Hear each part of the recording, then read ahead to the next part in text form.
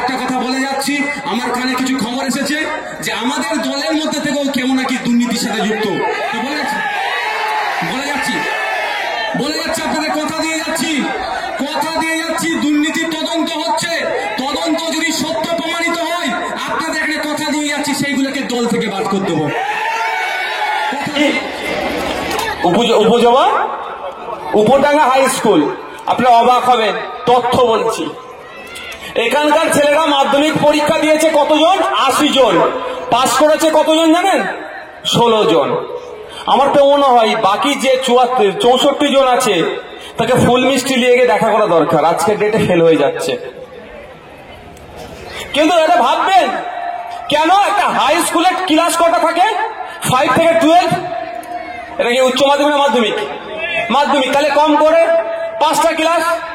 Total শিক্ষক কত জানেন আপনাদের স্কুলে? 5 জন। ও 3 জন, আরো 2 জন। তাহলে বলুন, তাহলে 5টা ক্লাস হয় না একসাথে? তো এই অবস্থা, 550 জন ছেলে মেয়ে পড়াশোনা করছে, মাত্র 3 জন টিচার দিয়ে হচ্ছে। এটা প্রশ্ন করুন না আপনারা। হাইয়েস্ট নাম্বার পেয়েছে 238 স্কুল থেকে। অন্যান্য স্কুলের লোয়েস্ট নাম্বার হচ্ছে 450, আর আপনাদের হাইয়েস্ট হচ্ছে 238, আর আপনাদের লোয়েস্ট হচ্ছে, সরি, যে থার্ড র্যাঙ্ক করেছে 193, 193 মার্কস পেয়েছে। মানে বুঝতে পেরেছেন? তাহলে ধ্বংস কারা হচ্ছে? কার বাড়ির ছেলেটা হচ্ছে? আপনার বাড়ির ছেলেটা। এটা মাথায় রাখবেন, ধ্বংস আপনার বাড়ির ছেলেটা হচ্ছে। আপনার বাড়ির মেয়েকে ধ্বংস হচ্ছে, তার পড়ালেখা এখান থেকে শেষ করছে কে? রাজ্য সরকার, যে আপনাকে জ্ঞান দিচ্ছে না। ওয়াকফ নিয়ে আন্দোলন করতে গেলে দিল্লি যাও, তার কথা আপনি মানবেন কি মানবেন না আপনার ব্যাপার, কিন্তু সে হাতে করে আপনার ছেলের ভবিষ্যৎটাকে ধ্বংস করছে, আপনার বাড়ির মেয়ের ভবিষ্যৎটাকে ধ্বংস করছে।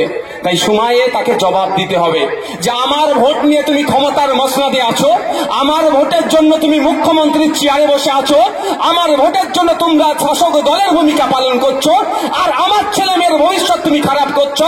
স্কুলে টিচার দিচ্ছ না, কোয়ালিটি অফ এডুকেশন এখানে প্রোভাইড হচ্ছে না।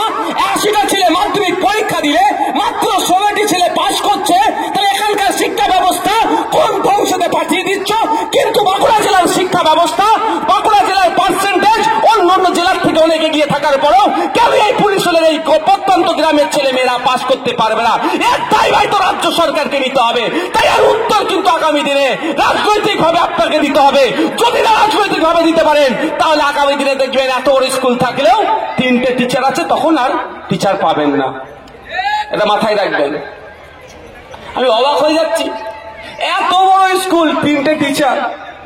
ক্ষতিটা কার? মমতা ব্যানার্জি হচ্ছে, এই অভিষেক ব্যানার্জির হচ্ছে, এই এখানে কি চক্রবর্তী আছে, অরূপ চক্রবর্তী নাকি, অরূপ চক্রবর্তী সাহেবের হচ্ছে। ওসব ওদের ছেলে মেয়েদের সব প্রাইভেট স্কুলে পড়াচ্ছে, বাইরে পড়াচ্ছে, লন্ডনে, আমেরিকাতে, ফ্রান্সে, জার্মানিতে, জাপানে পড়াচ্ছে। আর আপনাদের ছেলে মেয়েদেরকে লাঠিয়াল বানাবার জন্য স্কুলগুলো থাকলেও তালা বন্ধ করে দিচ্ছে, অর্থাৎ টিচার দিচ্ছে না। কেন? আপনার ছেলে মেয়েরা যখন শিক্ষিত হয়ে যাবে, কোথায় যাবে? কলকাতায় যাবে পড়াশোনা করতে, আরো বেশি পড়াশোনা করবো। পার্শ্ববর্তী রাজ্যে চলে যাবে, দিল্লি চলে যাবে, বিদেশে চলে যাবে। তাহলে আপনার ছেলেগুলা লাঠিয়াল হবে, ভোটের জন্য মারামারি করবে, খুন করবে, করবে না? তাহলে অরূপ চক্রবর্তীকে জিতাবে কে? সৌমিত্র খায়দের হয়ে লড়াই করবে কে? শুভেন্দু অধিকারীদের হয়ে লড়াই করবে কে? মমতা ব্যানার্জির হয়ে মারামারি করবে কে? অভিষেক ব্যানার্জির হয়ে বুদ্ধ খোলটা করবে কে? যদি আপনার ছেলেগুলো শিক্ষিত হয়ে যায়, আপনার মেয়েগুলো যদি শিক্ষিত হয়ে যায়, তাহলে এদের হয়ে চাটুকারিতা আর করবে না, নিজের বিবেক বুদ্ধি দিয়ে চলবে। সেটাই বন্ধ করার জন্য কি করছে? স্কুল তো আর এখানে তুলে নিয়ে চলে যেতে পারবে না, শিক্ষকগুলো না দিয়ে শিক্ষা ব্যবস্থাকে ধ্বংস করে দিচ্ছে। আপনাদের আওয়াজ তুলতে হবে যে প্রতিষ্ঠানে শিক্ষক চাই। ভোট যখন আসবে আগে বলবেন আগে শিক্ষক দাও, তারপরে ভোট চাইতে আসবে। পারবেন তো ভাই? আর এবারে আপনারা শপথ করে নিন, শপথ করে নিন। সামনে যে নির্বাচন আসছে, আপনাদের চিন্তায় আছেন আপনারা ওয়াকফ সম্পত্তি লুট করে নেবে বলছে, ওয়াকফ আপনার বাপ দাদুর কবরস্থান মাদ্রাসার জন্য আপনারা চিন্তিত তো নাকি ভাই? আচ্ছা, ওয়াকফ নিয়ে কিছু কথা বলতে চাই, কারা শুনতে ইচ্ছুক বলুন তো? মায়েরা শুনবে না? যারা শুনে ওপরে যারা আছে দেখবে সাবধানে থাকবে। যে আপনারা সবাই শুনতে ইচ্ছুক তো হাতটা তুলে রাখুন। আপনারা শুনতে ইচ্ছুক তো? যে আমরা কেন ওয়াকফ সংশোধনী আইন মানছি না? শুনতে ইচ্ছুক তো ভাই? তার আগে একটা জিনিস বলুন, যে হাত তো তুলে রাখবেন ভাই, বেইমানি করবেন না, আমি আমার হয়ে ভোট চাইবো না, কিন্তু আমি আপনাদের কাছে একটা প্রশ্ন, হাত তুলে রাখবেন যে আপনারা এই দুর্দিনে যাদেরকে ভেবেছিলেন আপনার পাশে থাকবে, আপনার ওয়াকফে নিয়ে কথা বলবে, আপনার ওই মিটিং মিছিল করবে, সে আপনাকে দিল্লি যাওয়ার নিদান দিচ্ছে 2026 সালে। অন্তত অনুরোধ করছি এই হাতটা যেন না জোড়া ফুল আর পদ্ম ফুলের দিকে যায়। হবে তো ভাই? হবে তো ভাই? তা বুঝিয়ে দেবো তো। আমাকে ভোট দেবেন না দেবেন আপনাদের ব্যাপার, খাম চিহ্নে ভোট দেবেন না দেবেন আপনাদের ব্যাপার, হাতটা নামান। কিন্তু অনুরোধ আপনার কাছে, পদ্ম ফুলেতে দেওয়ার কোনো প্রশ্নই আসছে না, থাকে কি জোড়া ফুল, ওটাতে যাবে না তো ভাই? জবাব দেবেন তো ভাই?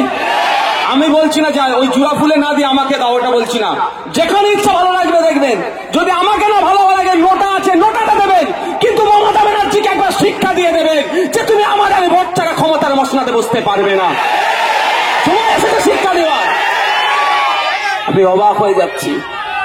আচ্ছা, বন্ধু আসল কে ভাই? আসল বন্ধুটা কে? যে বিপদে বাসা থাকবে। বিপদ এখন আপনার মাদ্রাসার উপরে এসে ঘুরেছে, আপনার মসজিদের উপরে, আপনার কবরস্থানে, আপনার গীতগাতে কেড়ে নেওয়ার একটা অপচেষ্টা চলছে। এখন তো প্রকৃত বন্ধু যে আমার পাশে থাকবে, কাঁধে হাত দিয়ে বলবে চিন্তা করো না, আমি আছি, তুমি লড়াই করে যাও, তোমাকে আমি প্রোটেক্ট করবো, সেটা করেছে। তার পরিবর্তে কি বলছে? কি বলছে ও তার পরিবর্তে? যে দিল্লির বিষয়, দিল্লি গিয়ে আন্দোলন করো। 100 দিনের টাকা বন্ধ করে দিয়েছিল, এটাও তো দিল্লির বিষয় ছিল। এখানে প্রতিবাদ মিছিল তৃণমূল করেনি?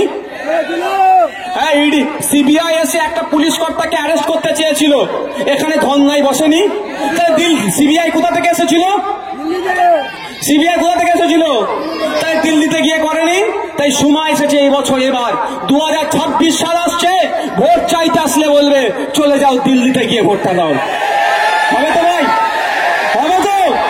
এর জবাব দিতে হবে। এবার আপনাদেরকে আমি গুটি কয়েক কথা বলবো, কেন এই ওয়াকফ সংশোধনী আইনের আমরা বিরোধিতা করছি, এটা জানা দরকার। জানা দরকার তো। প্রথম বলি, এই আইনটা দেখিয়ে এই ওন্দার বিধায়কেরা ভোটে আর জিততে পারবে না।